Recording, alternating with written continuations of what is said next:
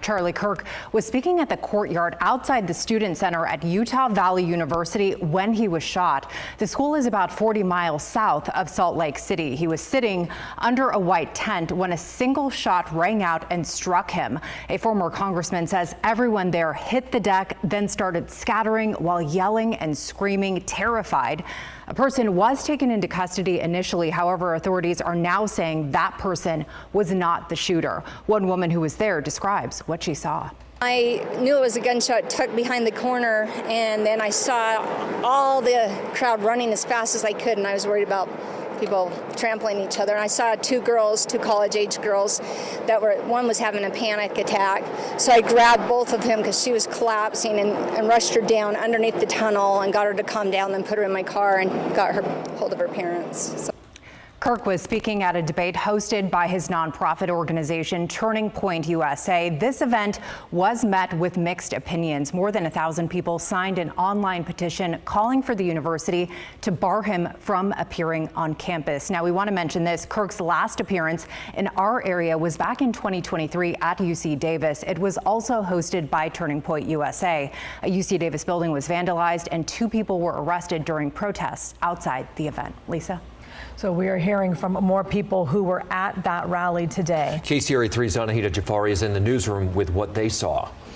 Yeah, Curtis, Lisa, fear is the word echoing across Utah Valley University. Students tell me they never thought they'd experience something like this at their school. One student tells us she felt the event wasn't very secure, saying she didn't notice many safety measures in place, especially with how packed it was, not only with students, but families, large crowds, and even protesters. One couple we spoke with says the loud bang didn't sound like a gunshot at first, but once people started shouting and running, they knew something was wrong. Here's what they remember from those terrifying moments. We were just talking for a little bit, and then we heard a loud noise. And at first, I didn't think it was a gunshot. I thought it might be like someone, I don't know, setting off like a firework or something. I don't know. But everyone started running. Then we heard people say that they saw blood. And so that's when it started to get scary. So we were running out of there. It was kind of like a sketchy environment because there was no like metal detectors or anything. Like people could just walk in. And so there were a lot of families there too. But after we heard it, I was so scared. I didn't want to think it was a gun or a shooting. But I realized like there was no way it wasn't going to be that. Students say they're now uneasy about returning to campus and uncertain about what the university will decide for upcoming classes. Live in the newsroom, I'm Anahita Jafari, KCRA 3 News. Thank you. And here's more about Charlie Kirk. The conservative activist was 31 years old, a father of 2. He founded Turning Point USA in 2012. The nonprofit advocates for conservative politics on high school, college, and university campuses.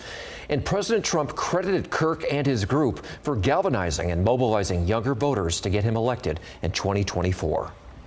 Leaders are reacting to the shooting, including a statement from Governor Gavin Newsom's office that said, quote, "We should all feel a deep sense of grief and outrage at the terrible violence that took place today in Utah. Charlie Kirk's murder is sick and reprehensible, and our thoughts are with his family, children, and loved ones." By the way, Charlie Kirk was the first guest to join the governor on his podcast earlier this year. President Trump posted on social media, "No one understood or had the ear of youth in the United States of America better than Charlie. He was loved and admired by all, especially me, and now he is no longer with us." Now, this comes amid a spike in political violence in the U.S. across all parts of the ideological spectrum. Just to name a few, in June, the assassination of a Minnesota state lawmaker and her husband at their house. That gunman also shot another Minnesota state lawmaker. The firebombing of a Colorado parade to demand Hamas release hostages, and a fire set at the house of Pennsylvania's governor, who is Jewish, in April. And the most notorious of these events is the assassination attempt of President Trump during a campaign rally last year. Stay with KCRA 3. We are monitoring this developing story, and we have updates for you on the KCRA 3 app and on KCRA.com.